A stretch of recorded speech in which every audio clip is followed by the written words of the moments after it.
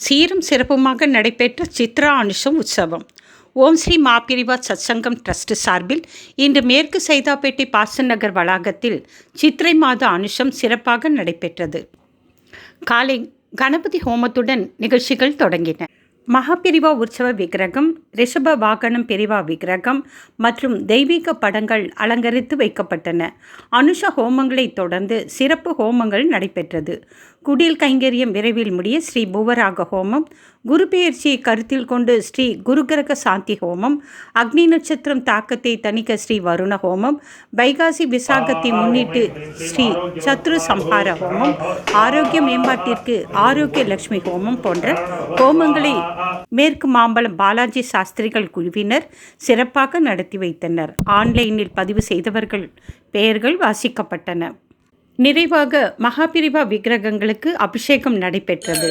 அஷ்டோத்திர அர்ச்சனை, தோடகாஷ்டக பாராயண நமஸ்காரங்கள், தீபாராதனை, தேவார திருவாசக பாராயணம், அபிராமி அந்தாதி பாராயணங்கள் ஆகியவற்றுடன் நிறைவு பெற்றது.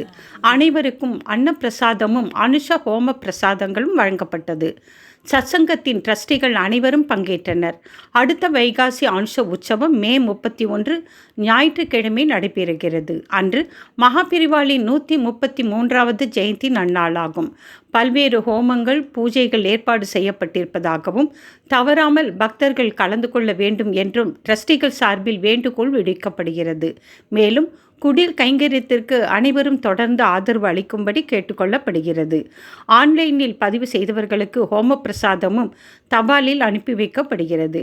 ஓம் ஸ்ரீ மகாபிரிவா சரணம். பெரிவா கடாட்சம் பரிபூரணம். தொடர்பிற்கு 770899991110 மற்றும் 9363045110.